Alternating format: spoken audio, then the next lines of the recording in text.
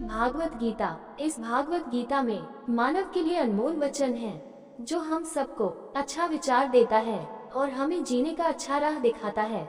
नमस्कार मित्रों, आप सबका एक बार फिर से माता का ज्ञान चैनल पर आप सबका स्वागत है। भगवत गीता अध्याय 11 श्लोक 46। किरीटिं गदेन चक्रहस्त मिच्छामि त्वां दृष्टुम तथैव तेनैव रूपेण चतुर्भुजं सहस्रबाहो भव विष्णुमूर्ते। किरीटिं गदेन चक्रहस्तिच्छामि त्वं दृष्टुमहं तथैव तेनैव रूपेण चतुर्भुजं सहस्रबाहो भव विष्णुमूर्ते। किरीटिनं मुकुट धारण करना, गदीनं गदा लेकर, चक्रहस्तम हाथ में चक्र, इच्छामि चाहता हूँ, त्वम आप, दृष्टुम देखना, अहम मैं, तथैव इसी प्रकार, तेनैव उसमें, रूपेण रूप, चतुर्भुजेन चतुर्भुज, सहस्रबाहो सहस्र भुजाओं वाला, भव होना, विष्णुमूर्ते सार्वभौमिक रूप। किरीटिं गदेन चक्रहस्तिच्छामि त्वं दृष्टुमहं तथैव तेनैव रूपेण चतुर्भुजं सहस्रबाहो भव विष्णुमूर्ते। अनुवाद। हे सहस्त्रबाहु, यद्यपि आप संपूर्ण सृष्टि के अवतार हैं, मैं आपको गदा और चक्र धारण करने वाले तथा मुकुट धारण किए हुए आपके चतुर्भुज रूप में देखना चाहता हूँ। विशेष कृपा से अर्जुन को वह ब्रह्मांड रूप दिखाया गया है जो आसानी से किसी को दिखाई नहीं देता। अर्जुन को एहसास हुआ कि श्री कृष्ण उसके मित्र से कहीं अधिक हैं। उनका दिव्य व्यक्तित्व असीमित ब्रह्मांडों को समाहित करता है, फिर भी वह अनंत ऐश्वर्य से आकर्षित नहीं है और सर्वशक्तिमान ईश्वर की ऐश्वर्य भक्ति करने में रुचि नहीं रखता है, बल्कि वह उस सर्वशक्तिमान ईश्वर को मानव रूप में देखना पसंद करता है ताकि वह उससे पहले की तरह एक मित्र की तरह जुड़ सके। भगवान कृष्ण को सहस्रबाहो, जिसका अर्थ है हजार भुजाओं वाला, कहकर संबोधित करते हुए अर्जुन अब विशेष रूप से भगवान कृष्ण के चतुर्भुज रूप या चार सशस्त्र रूप को देखने का अनुरोध कर रहे हैं। चतुर्भुज रूप में श्री कृष्ण एक अन्य अवसर पर भी अर्जुन के सामने आए।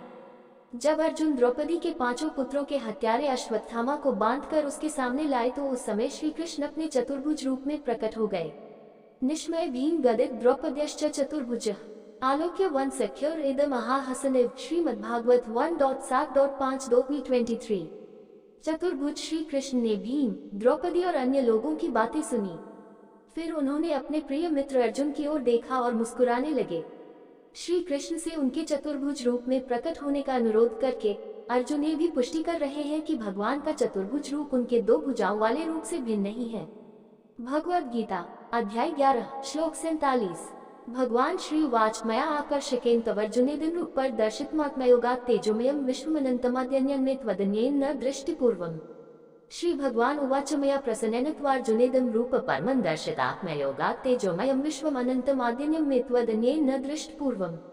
श्री भगवान उवाच, भगवान ने कहा, माया मेरे द्वारा प्रसन्नेन प्रसन्न होकर तब आपके साथ अर्जुन इदम ये रूपम रूप परम दिव्य दर्शितम दिखाया गया, आत्मयोगात मेरी योगमाया शक्ति से, तेजमयम देदीप्यमान विश्वम लौकिक अनंतम असीमित आद्यम आदिम यह जो मैं मेरा त्वतन्येन आपके अलावा न दृष्टिपूर्वम किसी ने कभी नहीं देखा। श्री भगवान उवाच मया प्रसन्नेन तवार्जुनेदं रूप परमं दर्शित आत्मयोग तेजोमयम विश्वम अनंतम आद्यम मे त्वदन्येन न दृष्टिपूर्वम। अनुवाद। भगवान ने कहा, अर्जुन तुमसे प्रसन्न होकर मैंने अपनी योगमाया शक्ति से तुम्हें अपने देदीप्यमान असीमित और आदि ब्रह्मांड रूप का दर्शन कराया। आपसे पहले किसी ने भी इसे नहीं देखा होगा।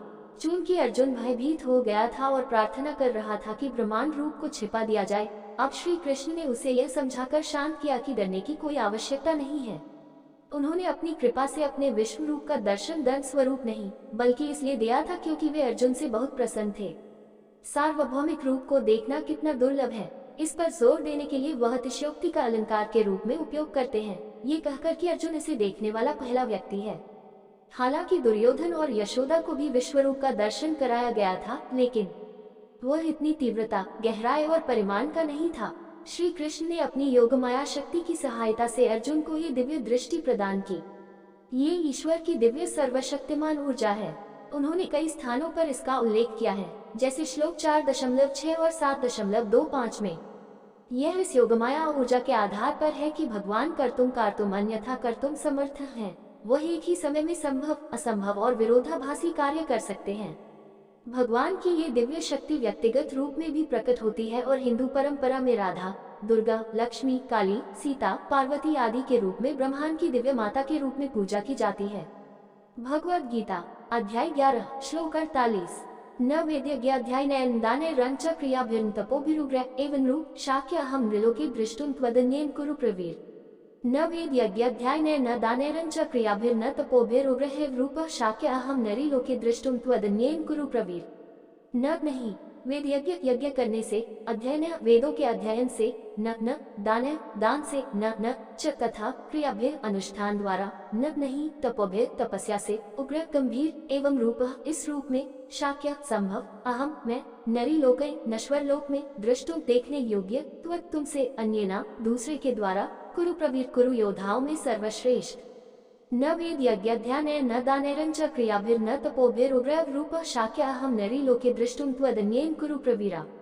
अनुवाद, न तो वेदों के अध्ययन से, न यज्ञ अनुष्ठान या दान के प्रदर्शन से, न ही गंभीर तपस्या के अभ्यास से किसी भी प्राणी ने कभी वह देखा है जो आपने देखा है, हे कुरु योद्धाओं में सर्वश्रेष्ठ। श्री कृष्ण घोषणा करते हैं कि कोई भी स्वप्रयास वैदिक ग्रंथों का अध्ययन, अनुष्ठान समारोहों का प्रदर्शन, गंभीर तपस्या करना, भोजन से परहेज करना या दान के उदार कार्य भगवान के ब्रह्मांडीय रूप का दर्शन कराने के लिए पर्याप्त नहीं है। यह उनकी दिव्य कृपा से ही संभव है। वेदों में भी यह बात बार बार कही गई है। तस्य नो ह्रस तस्य नो देहि यजुर्वेद 24। परमेश्वर की कृपा के अमृत से अभिषिक्त हुए बिना कोई भी उसे नहीं देख सकता। इसके पीछे का तर्क बहुत सीधा है। हमारी भौतिक आंखें पदार्थ से बनी है और इसलिए जो कुछ हम देख सकते हैं वह भी भौतिक है।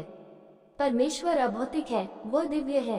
उनके दिव्य स्वरूप का दर्शन करने के लिए हमें दिव्य चक्षुओं की आवश्यकता है।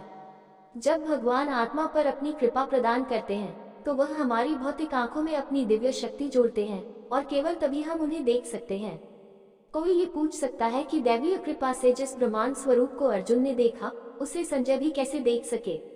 महाभारत में कहा गया है कि संजय को भी अपने गुरु वेद व्यास की कृपा से प्राप्त हुआ था, जो भगवान के अवतार थे। युद्ध से पहले वेद व्यास ने अपने शिष्य संजय को दिव्य दृष्टि प्रदान की ताकि वह युद्ध का विवरण धृतराष्ट्र को बता सके।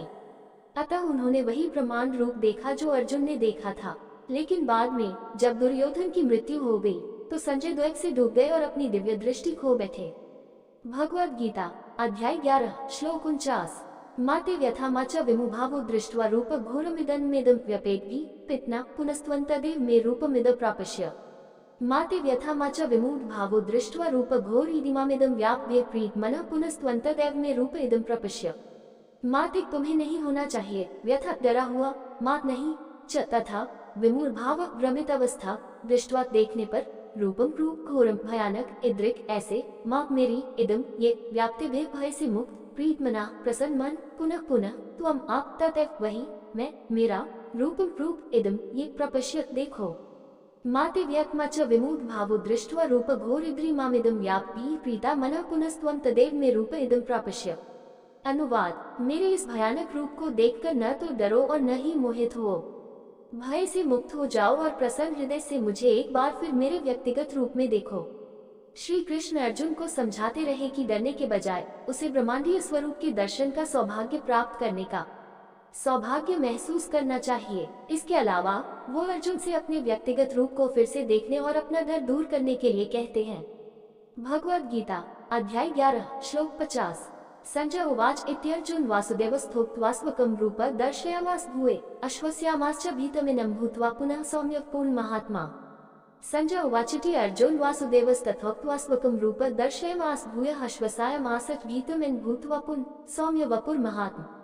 संजय उवाच संजय ने कहा इति इस प्रकार अर्जुनम अर्जुन को वासुदेव कृष्ण वासुदेव के पुत्र तथा उस प्रकार उक्त्वा बोलकर स्वकम उसका व्यक्तिगत रूपम रूप दर्शयामास प्रदर्शित भूय पुनः आश्वसयामास सांत्वना दी च तथा भीतम डरा हुआ इनाम उसे भूतवा बनना पुनः पुनः सौम्य वपुः सौम्य दो भुजाओं वाला रूप महाआत्मा दयालु।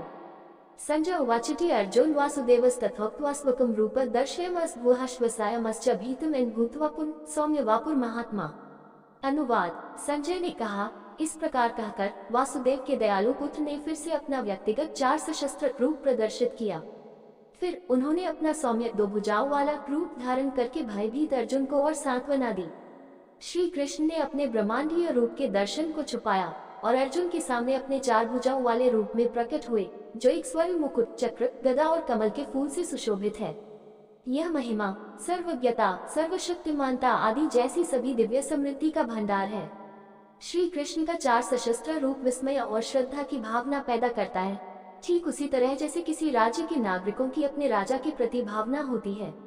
हालांकि अर्जुन श्री कृष्ण के सखा मित्र थे और विस्मय और श्रद्धा की भावना पर हावी भक्ति उन्हें कभी संतुष्ट नहीं करेगी। उन्होंने श्री कृष्ण के साथ खेला था, उनके साथ भोजन किया था, उन्हें अपने निजी रहस्य बताए थे और उनके साथ प्रेमपूर्ण व्यक्तिगत क्षण साझा किए थे।